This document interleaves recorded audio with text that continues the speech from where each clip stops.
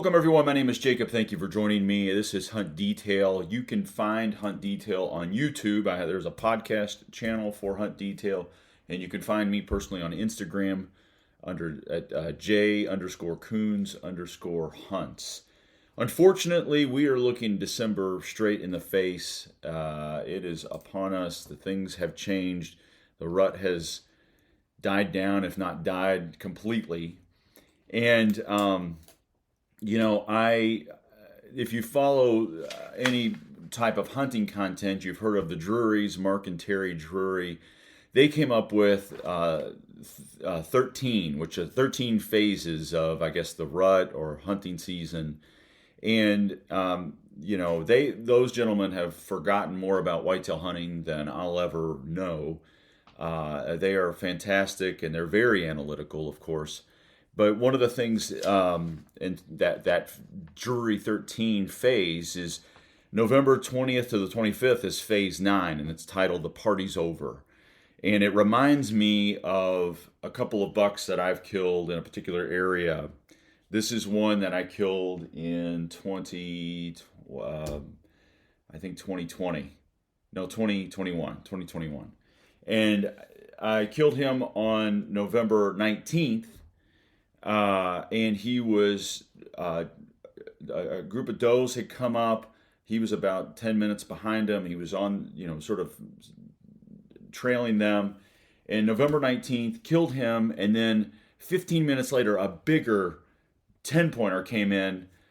And I was already on the ground out of my stand to go get this guy.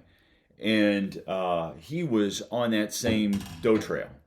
So that was November 19th, I think, of 2021. And then November 20th of, I think, this is 2020. In a very similar area, this buck, a day later, a year difference, but a day later, he was just on sort of a feed pattern on November 20th. And I share this because this is sort of the difference illustrated for me personally. Like one day on November 19th of one particular year, I had bucks going nuts over a group of does. November 20th on a different year, I had a really nice buck in a similar area, and he was just on a feed pattern. He wasn't interested in does. And now, of course, different years, different times, different bucks, different does, different, completely situational. But to me, it just illustrated sort of in my own personal experience how things change so quickly. And so now, according to the Drury 13, we're going into phase 10. We're in phase 10. It goes from November 26th to December 3rd of greener pastures. Now, I will remind you that the Drurys hunt managed properties in Iowa, so they're in a different space altogether. It's not like they are hunting public land. I mean, I'm sure that they do and they have, and I'm not discounting, but when they say greener pastures, they're talking about, cornfields or soybeans or other ag that maybe they've set up on those private farms for deer to go to. But the truth still remains is that your bucks are probably still interested in breeding, but they're not interested in doing all the work that they've been doing for the past month. They're sort of wore out. And so they may be sticking closer to, their personal secure bedding area. And they're not really wanting to expose themselves to all these people that have been in the woods in the past month.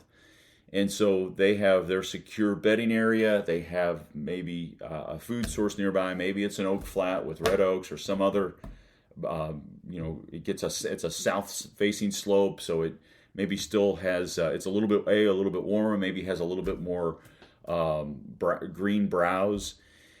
And their movements are very limited. They're not maybe covering miles to find the hot doe. If they come across the hot doe, then I'm sure they'll be happy to breed them. But that to me is what it means with greener pastures, is that the deer movement has changed significantly. And then just to go into the next phase with the Drurys, again, it's waiting on a front, and that's December 4th through the 10th. And that's really where it's maybe you have a series of warm days, maybe it's in the 30s and you have a front that drops it down to 10, or maybe it's in the 50s and it drops it down to the 30s. You have a significant shift in the highs and lows, and that maybe encourages deer movement to focus again more on food, and again not necessarily rut behavior, but they're moving more because of that temp drop. They feel the desire to feed. So that's sort of, I think, where we're at. And for what I would encourage you is, and I hear this a lot, is the Orange Army. Here comes the Orange Army, and maybe the Orange Army has already come. It varies from state to state to state, but ultimately, what I would say is enlist.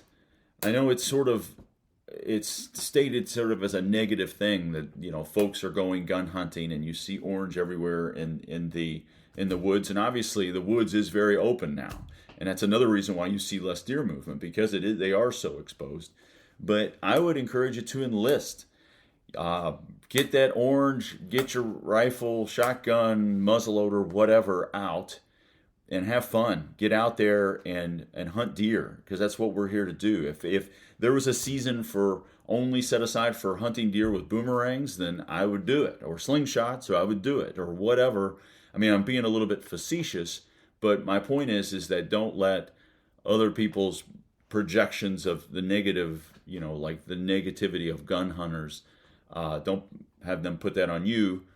And I would encourage you to think about, approach the gun season, if you're in it, or if you haven't already, approach it as with the same mentality of bow hunting, the same meticulousness, the same thought in terms of, should I get in this tree or that tree?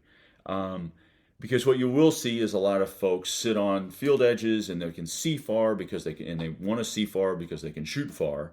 But I think it's important to go back to what we just stated, that these deer movement is limited now, and buck movement may be very a much smaller range, and so test theories on, I think this is the thickest area. The thickest part of this area, I think this might be a buck bedding area. I'm going to hunt, near that, downwind of that. Or this is a food source that I really think that bucks will travel to from their bedding area. I'm going to set up in between where I believe they're bedding and where I believe they may get, maybe it's an oak flat or whatever. But those are the things that I would do at this particular point in time, and I would approach it with that mindset, that not the mindset of somebody that, maybe your shots now are only 50 yards or whatever, but you're not just sitting on a field edge and hoping for something to show up. You're actually hunting with intentionality and with purpose, and you're testing theories. Because I think otherwise hunting with a gun can still be very frustrating, because you're going to sit for a long time and maybe not see anything until it's too late, until it's last light. And so that's where it means get in the timber and understand, where these deer are holing up. So, it reminds me of a movie that I watched just this past week. In fact, if you are a child of the 80s and 90s, there was a movie called Predator with Schwarzenegger, and it's one of my favorite movies. And a couple years ago, the movie Prey came out. I think it came out in 2022, maybe 2021, and it's proposed as a prequel to Predator. And again, the Predator is hunting you. And so if you were, first of all, I want to say 2 thumbs up for the movie Prey. They did a really, really nice job with that movie. It's only on Hulu, but I would encourage you to check it out if you can. But in that movie, and if you can imagine, if you're being hunted, where are you going to go? Where's the best place for you to hide? And again, that's the approach that I would encourage you to take, whether you're still bow hunting or whether you are going to use a gun, is if you were being hunted, and I'm not the first to come up with this concept, I've heard this before, but if you were being hunted, where would you hide in the woods? I mean, you're going to find the thickest, nastiest cover. You're going to get maybe as far away from roads as you can. You might find thermal cover. You do south-facing slopes because the sun exposure would warm you up. But thermal cover, like a group of pines or that sort of thing, and maybe you want to be near an oak flat because there's still some red oaks that are dropping or some red oaks still on the ground. So for me personally, this past weekend I had a good hunt. Saturday, a group of does did come through. I was in an area that is still sort of a rutty area, and so I thought I'd give it a go. And I did have a buck come in, and he wasn't quite big enough to shoot, and I passed him. And you have to make those decisions in a second. The does had come in, I think, around 9 and around 10. And I had a feeling that there would be something cruising to cut that trail and follow that trail. And sure enough, he did. And it's one of those things where it's like, well, he's on the border. I'm going to pass. You have 3 seconds to make a decision, and you make that decision. And then the hope, of course, is that something bigger will come through. And nothing bigger did come through. And then I hunted again Sunday morning.